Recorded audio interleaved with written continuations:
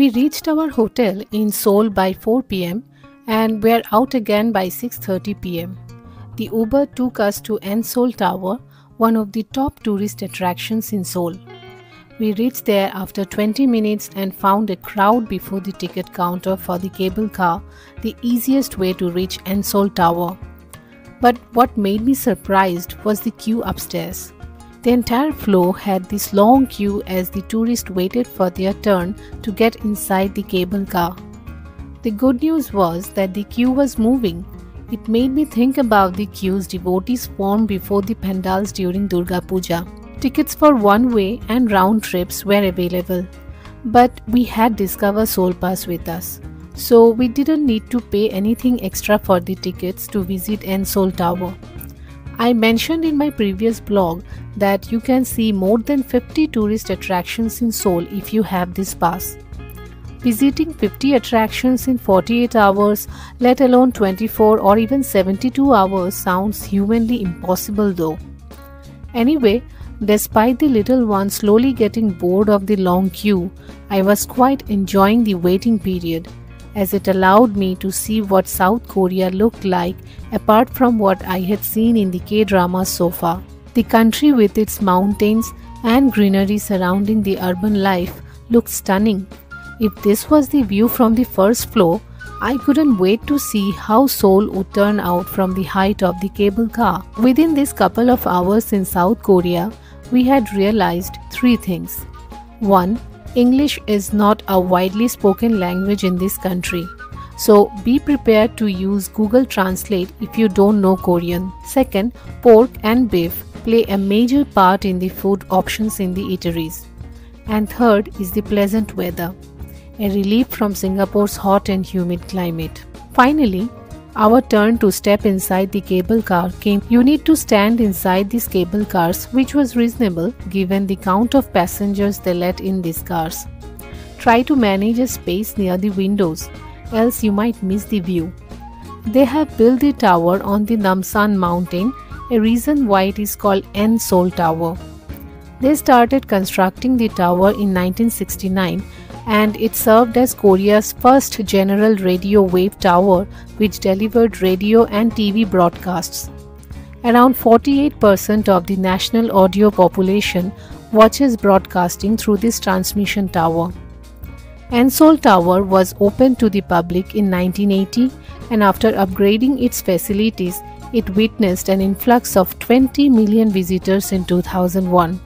And as I went further up, I realized why En Seoul Tower was so popular among the tourists.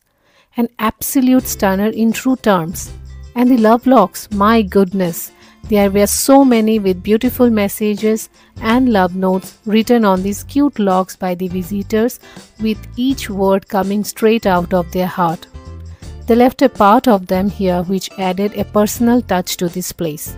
I wish I understood Korean. Moreover, the golden hour did proper justice to unveil the beauty of nature in Namsek.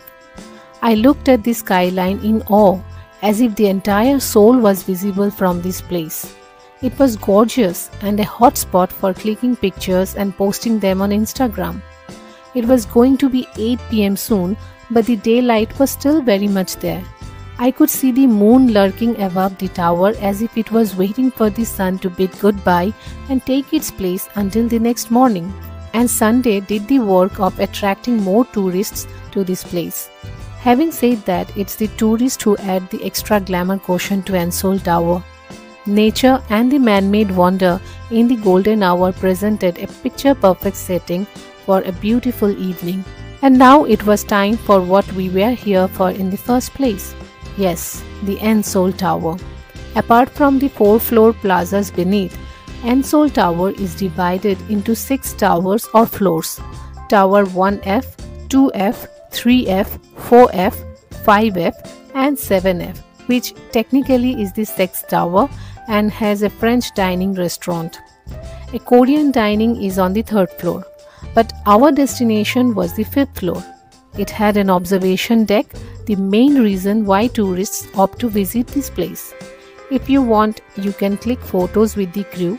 Otherwise, walk towards the elevator which took us to the deck, but only after a jaw-dropping animation movie of the End Seoul Tower inside it. They utilized every part of this place fully to entertain the visitors.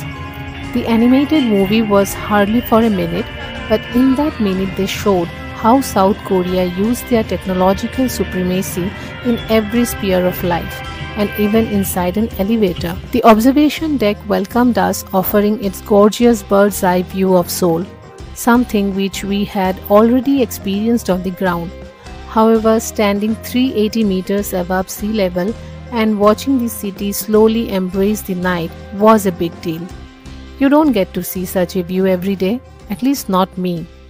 But the city skyline was not the only thing we found in the observation deck. It has several shops where you can buy postcards, souvenirs, and candy shops, which becomes impossible to ignore if you are traveling with a kid. So here we are, watching a giant-sized cotton candy taking the shape of a flower, much to the amusement of our daughter, while the night was gradually spreading its dark cloak on the city, taking the view outside to another level. When we selected South Korea for our next holiday destination, the images that the country's name popped into my head were K-dramas and of course the famous K-pops.